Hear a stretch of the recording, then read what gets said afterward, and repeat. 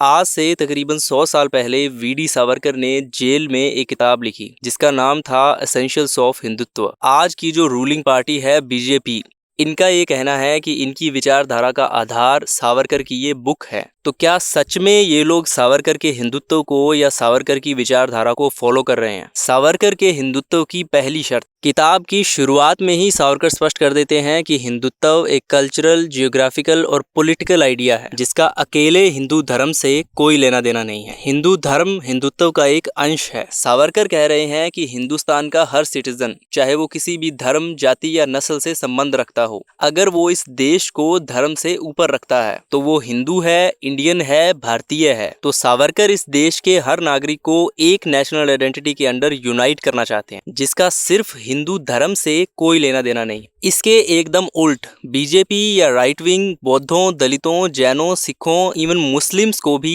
Religiously, धार्मिक तौर पर हिंदू साबित करने में लगे हुए हैं। ये लोग हिंदुत्व को हिंदू धर्म समझ के बैठ गए हैं। सावरकर के हिंदुत्व का हिंदू धर्म से कोई लेना देना नहीं है, जबकि बीजेपी का हिंदू धर्म के अलावा किसी और चीज से लेना देना नहीं है। हिंदुत्व के नाम पर हिंदू, मुस्लिम और धर्म की राजनीति की जाती है जिसे नाम हिंदुत्व का दे दिया गया है। सावरकर लिखते हैं कि गाय एक साधारण पशु है जिसकी देखभाल की जानी चाहिए, ख्याल रखा जाना चाहिए, लेकिन पूजा नहीं करनी चाहिए। साथ ही गोमूत्र और गोबर के सेवन को भी क्रिटिसाइज करते थे। कभी देखा है बीजेपी या किसी भी राइट विंगर को इस बारे में बात करते हुए, क्योंकि इनकी सारी पॉलिटिक्स ही गाय पर चलती है। तो ये सावरकर के इन रैशनल विचारों को साइड में कर देते हैं। सावरकर सालों तक कास्टिज्म के खिलाफ लड़ते रहे। इंटरकास्ट मैरिजेस, इंटर डाइनिंग, मंदिरों में दलितों के प्रवेश के लिए इन्होंने लाठियां खाई, पत्थर खाए, इन पर कालिक फेंकी गई। सावरकर ने जी जान लगा दी कास्टिज्म को खत्म करने के लिए। लेकिन इसके एकदम उल्ट तमाम राइट विंगर्स कोई कसर नहीं छोड़ते ये साबित करने में कि कास्टिज्म जैसा तो कुछ है ही नहीं, कास्टिज्म जैसा तो कुछ था ही नहीं, कास्टिज्म तो अंग्रेजों ने दिया है, कास्टिज्म तो हिंदू धर्म में है ही नहीं। ये सब के सब कास्टिज्म को डिनाई या जस्टिफाई करते हुए पाए जाते हैं। सावरकर की तरह कास्टिज्म के अगेंस्ट लड़ना तो बहुत दूर की बात। सावरकर की हिंदू महासभा ने एक कॉन्स्टिट्यूशन भी लिखा था,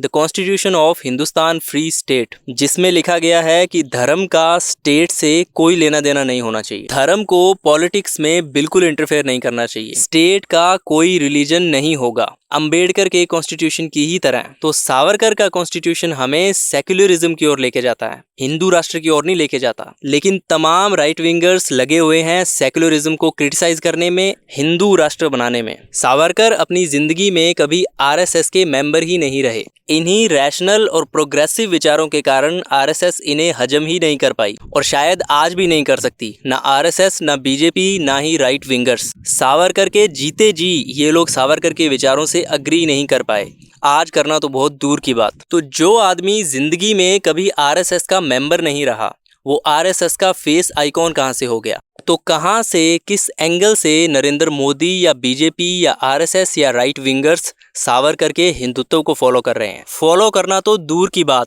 ये लोग सावरकर की विचारधारा के एकदम उल्टा चल रहे हैं। सावरकर के हिंदुत्व और आज के बीजेपी के हिंदुत्व में जमीन आसमान का फर्क है। आज के सो कॉल्ड हिंदुत्ववादी मुस्लिम, कुरान, इस्लाम, पाकिस्तान, बस इन्हीं बातों तक सीमित हैं। सावरकर का हिंदुत्व बहुत बड़ा था। तो आज सावरकर के नाम पर जिस हिंदुत्व को तुम्हें बताया, समझाया और सिखाया जा रहा है, वो सावरकर का हिंदुत्व कभी था ही नहीं। सच ये है कि इन्हें कोई लेना देना नहीं है सावरकर की विचारधारा से, उनकी फिलॉसफी से, उनकी सोच से। इन्होंने सावरकर की आइडियोलॉजी से हिंदुत्व शब्द के अलावा और कुछ नहीं उठाया।